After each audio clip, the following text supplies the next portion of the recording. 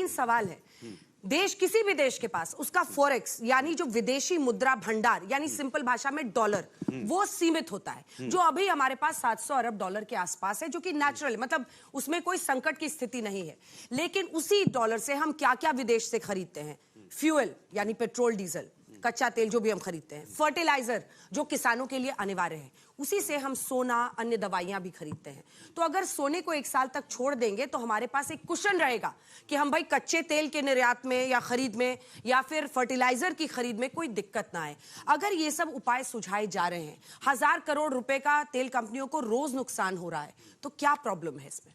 सवाल ये है कि हमने तो सुना था जब भारतीय जनता पार्टी की सरकार आई थी तो मेक इन इंडिया होगा। तो जब सब मेक इन इंडिया अगर हो गया होता तो आज शायद हमें इतनी इंपोर्ट की जरूरत नहीं पड़ती। आज आयात का व्यापार घाटा कितना है? 240 अरब डॉलर। ये हम घाटे में जी रहे हैं। क्या घाटा है? और उसके बाद आज देखिए, जब भी हम चीजें खरीदते हैं, चाहे सोना खरीदते हैं, चाहे तेल खरीदें, हमें डॉलर में खरीदना पड़ता है। गोल्ड को मेक इन इंडिया कैसे करेंगे जरा बता दीजिए। बीच में नहीं बोला मैंने, आपका सम्मान किया। गोल्ड को मेक इन इंडिया कैसे करेंगे बता दीजिए, छात्र जानना चाहते हैं। अगर इस तरह से होगी तो मैं आपके बीच में बोल सकता था। मैंने समय, मेरी बात सुनिए। बीच में डिस्टर्ब करने से कोई आनंद आ रहा है क्या? आनंद आ रहा है क्या? तुमने देश को महंगाई में ढकेल के आनंद आ रहा है क्या? नहीं, देश को महंगाई में ढकेल के आनंद आ रहा है क्या? सवाल बात कर रहे हैं। ये वो लोग हैं जो देश की सच्ची बात को जनता के सामने जाना नहीं देना चाहते। आज डॉलर की क्या कीमत है बताइए? रुपए के मुकाबले कहां पहुंच गया है? 95 रुपए पे पहुंच गया है। और ये सोना और कच्चा तेल हम खरीदते हैं तो डॉलर में खरीदते हैं ना। इसके मतलब हमारा रुपया कितना कमजोर हो रहा है। अगर रुपया मजबूत होता तो शायद हमारी अर्थव्यवस्था मजबूत हो रही होती, लेकिन आपने ऐसा होने नहीं दिया। ऊपर से बातें कह रहे हैं। अभी अंजना जी ने मुझसे सवाल पूछा कि भाई 1000 करोड़ रुपया का नुकसान हो रहा है कंपनियों को। तो कंपनियों को जब फायदा हो रहा था 2015 में, तो कच्चा तेल 52 रुपए प्रति बैरल था। तब तो आपने पेट्रोल के दाम तो कम नहीं किए थे, पेट्रोल डीजल के। तब तो कंपनियां कमा रही थी। 2016 में 44 यहां पे डॉलर प्रति बैरल था। तब पेट्रोल डीजल का दाम कम नहीं हुआ, तब तो कंपनियां कमा रही थी। तब कंपनियों ने क्यों नहीं वहां पे पेट्रोल डीजल का दाम कम किया सरकार ने? मैं पूछना चाहता हूं। और कोरोना काल में तो सबसे निम्न स्तर पे था, 42 यहां पे 42 डॉलर प्रति बैरल मिल रहा था। तब भी आपने कम नहीं किया, तब कंपनियां कमा रही थी। कंपनियां कमाएंगी तो ठीक।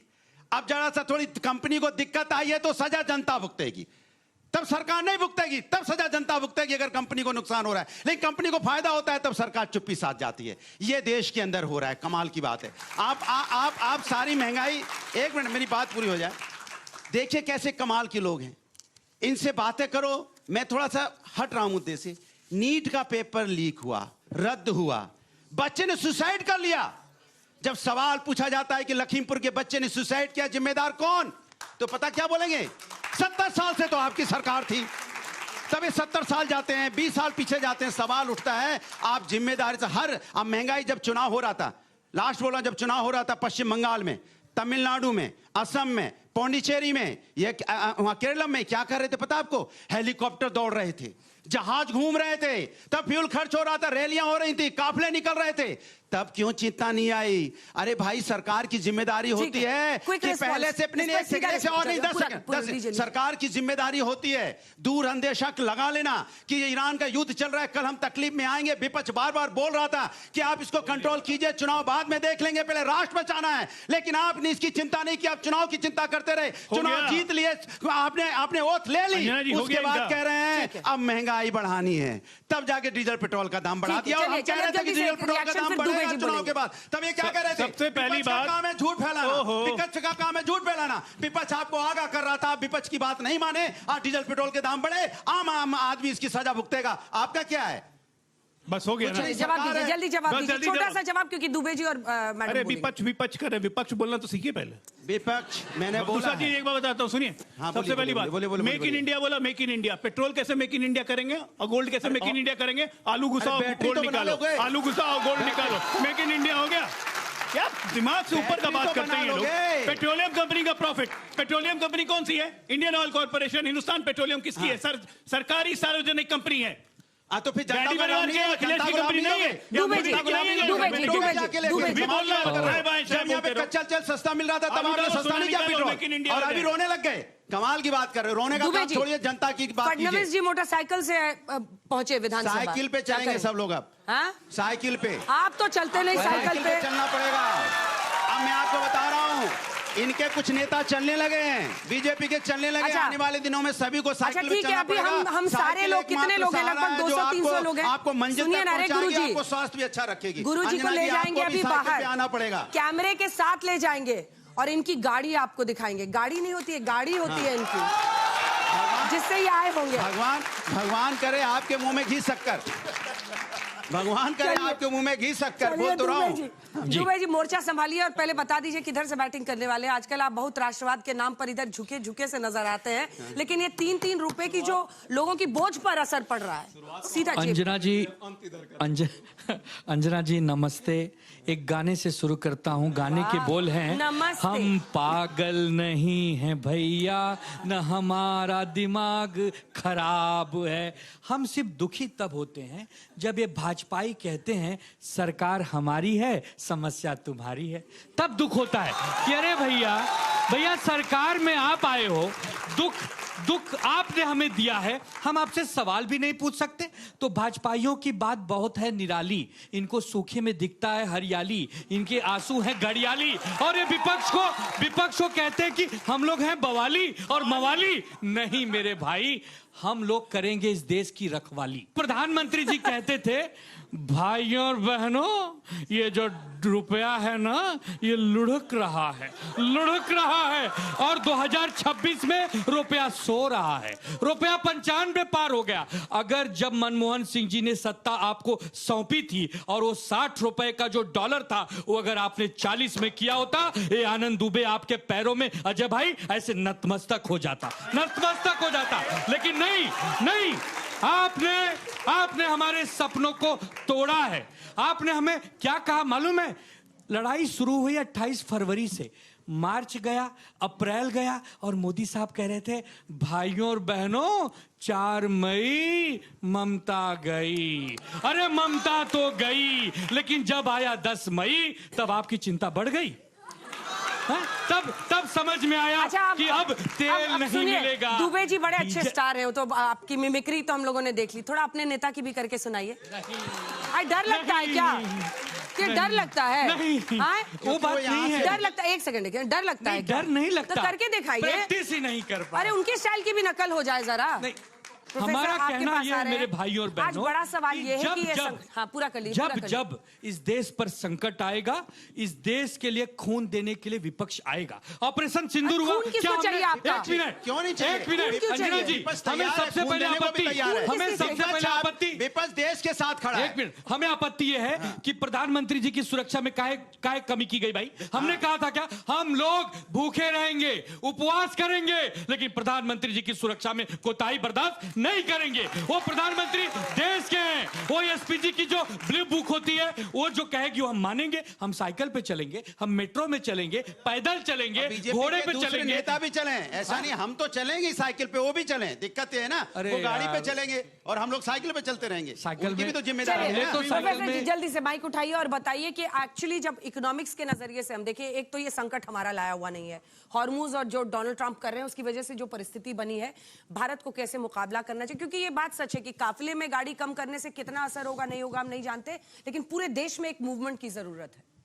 बिल्कुल। नमस्कार अंजना जी, सभी को पैनलिस्ट को भी, यहाँ बैठे दर्शकों को और टीवी के दर्शकों को भी। दुबे जी आपने बहुत बढ़िया बात बोली कि मैं आप ही की बात से शुरुआत करूंगी।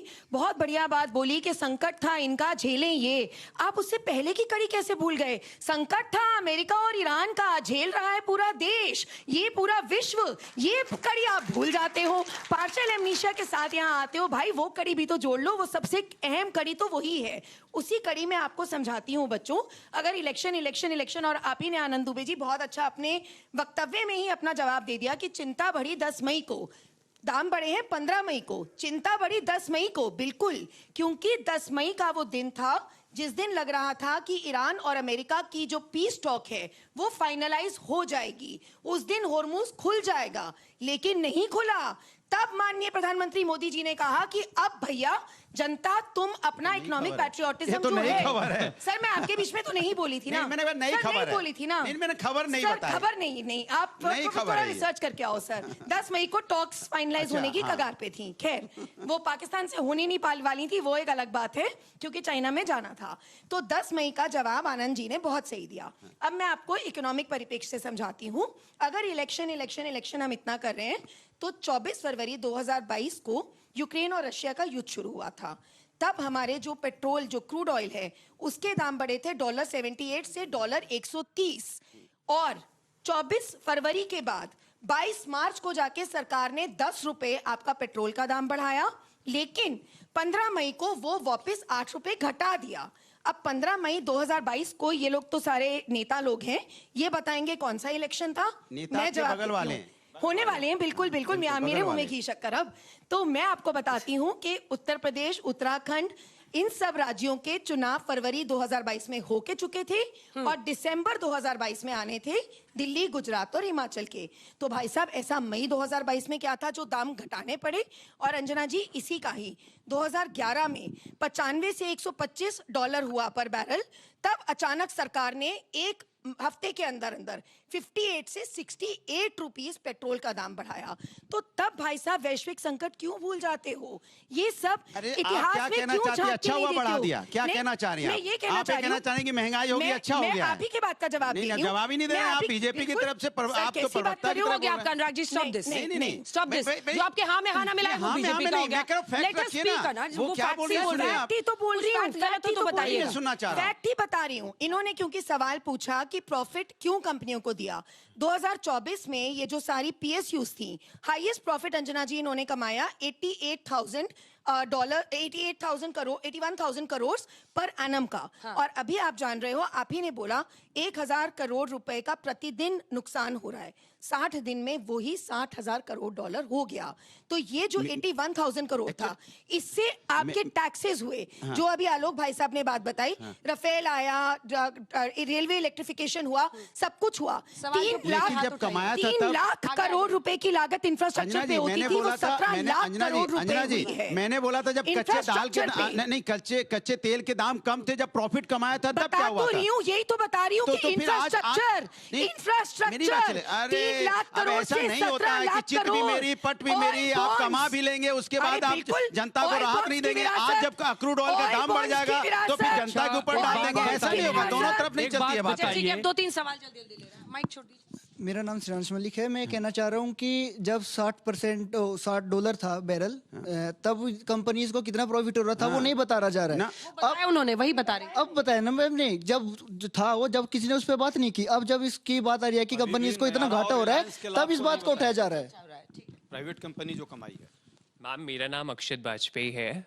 मेरा कहना ये है, जो आज पेट्रोल के ऊपर इतनी बहसबाजी कर रहे हैं, क्या उन्होंने देश को आत्मनिर्भर बनाने के लिए कोई रोड मैप दिया आज तक? किससे चाहिए आपको रोड मैप? मैम जो विपक्ष है हमारा, जो अभी ऑपोजिशन है, मैं उनसे पूछना चाह रहा हूँ कि जब उनकी सरकार थी, मतलब प्रोफेसर साहब से पूछ रहे हैं, ठीक है, इधर से जल्दी पूछे। मैम मेरा नाम ऋषिका शर्मा है। मेरा क्वेश्चन है कि जब 2010 और 2014 में भी कांग्रेस के रूल थे, मनमोहन सिंह प्राइम मिनिस्टर थे, तब भी प्राइसेस बढ़े गए थे इंटरनेशनल पॉलिटिकल टेंशन्स की वजह से। तो ये ब्लेम करना कि बीजेपी के आने के बाद अभी प्राइसेस बढ़ रहे हैं, उस टाइम भी बढ़े गए थे। और छोटे सवाल, छोटे जल्दी से। मैम विपक्ष से सवाल है, जब देश ऐसे विपरीत परिस्थितियों में पड़ता है तो ये विपक्ष के लोग अगेंस्ट क्यों हो जाते हैं, इंस्टेड ऑफ के साथ आके काम करना चाहिए? मेरा ये कहना है कि ये जो बात मेरे मित्र ने कही ये बिल्कुल सही थी, लेकिन विपक्ष अभी जैसे डरा रहा है कि साइकिल से जाना पड़ेगा, ये करना पड़ेगा। जब कोविड आया था तो मास्क लगाना एक प्रिवेंटिव मेजर था, और अभी पीएम ने यही कहा है कि आप अभी कम ट्रेवल कीजिए। सुझाव दिया है। 3 सवाल इधर से, फिर उधर आ रही हूँ, छोटे से, जल्दी से। मैम सवाल जो है आपसे है अजय आलोक जी। आपने कहा कि मोदी जी का बहुत वर्चस्व है। कल ही वेडनेसडे को हमारा जहाज, कार्गो शिप, उसको ड्रोन अटैक में वो ध्वस्त हो गया और सिंक हो गया। और आपकी 3 बार से सरकार है, आपने एक बार भी अपनी इंश्योरेंस कंपनी, जो अपनी देश की कंपनी होती है, आपने नहीं बनाया है। आपने 12 मई 2026 को जाके BMIP बनाया है, तो अभी तक आप कहाँ थे? ठीक है, जल्दी से। नीचे आइए, नीचे आइए, नीचे आइए, कैमरा से यहाँ नीचे आ जाइए, तीनों नीचे आइए, जल्दी आइए। हाँ, ओके सो मैम 2013 की जब बात हुई थी उस टाइम पे 12 आवर्स के लिए जब देश में पेट्रोल पंप्स बंद होते थे तो उस टाइम पे क्राइसिस भी इतने हाई लेवल के नहीं थे, तो अब जब एक्चुअल हाई लेवल के क्राइसिस हैं तब इतना तो सपोर्ट कर सकते हैं ना। फाइनेंस मिनिस्टर जो हमारे फाइनेंस मिनिस्टर थे 2013 में पी चिदम्बरम, उन्होंने कहा था कि गोल्ड आप खरीदना बंद कर दीजिए, जबकि कोई क्राइसिस नहीं थी उस समय। हमारे जो प्रधानमंत्री थे मनमोहन सिंह ने कि पैसा पेड़ पे नहीं लगता है, तो अब तो क्राइसिस है तो अपोजिशन को उसको साथ देना चाहिए, ना कि भड़कना चाहिए। जब हम गोल्ड नहीं खरीदेंगे तो इतने कारीगर हैं, इतने जो वेस्ट बंगाल से आते हैं वो सब कहाँ जाएंगे, उनका क्या होगा? जो लोग काम करते हैं, जिनकी दुकानें हैं, उनका क्या? इकोनॉमिक पॉलिसीज इंट्रोड्यूस करने के बजाय अगर आप किसी भी पार्टी को टारगेट कर रहे हो तो वो तो गलत है ना। मैं दो बातें कहना चाह रहा हूँ। पढ़ाते हैं? नहीं पढ़ाता, नहीं पढ़ता हूँ। अच्छा, आप भी पढ़ रहे हैं? हंसराज कॉलेज में पॉडकास्ट स्टूडेंट। सर क्या बात है सर, तो कमाल ही कर दिया सर।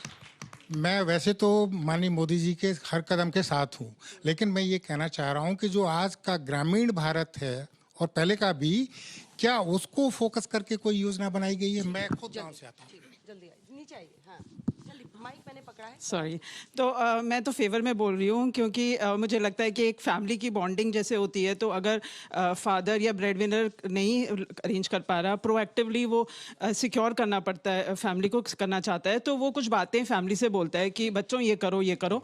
तो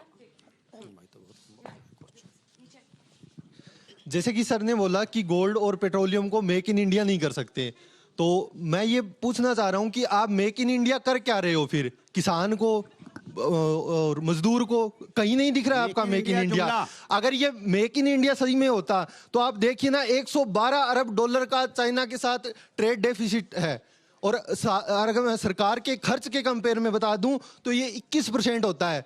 तो फिर भाई मेक इन इंडिया हो क्या रहा है? दिख तो नहीं रहा। जुमला बनता है, जुमले। ठीक है, मेरा कहना ये है कि अभी हाल ही में हमारे देश में 5 राज्यों में चुनाव हुए। उस टाइम पे तो खूब जेट आए, एरोप्लेन आए, सब कुछ हुआ, पर चुनाव शपथ के 2 दिन बाद ऐसा क्या हो गया?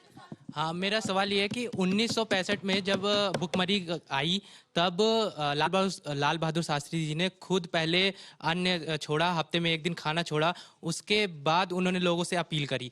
आज जब मतलब मोदी जी ने जब 7 अपीलें की, उसमें से एक अपील थी कि हमें विदेश जाना कम करना चाहिए। आज सुबह ही वो विदेश निकल गए। आपको लग रहा है वो घूमने गए हैं? घूमने नहीं गए, लेकिन आपको लग रहा है वो घूमने गए? लेकिन उन्होंने एक चीज और कही थी कि मैं आपसे पूछ रही हूँ। नहीं, वो उनका काम है। तो फिर और वो यूएई गए हैं, वहां पर वो मीटिंग करके 3 घंटे में अगले देश चले गए।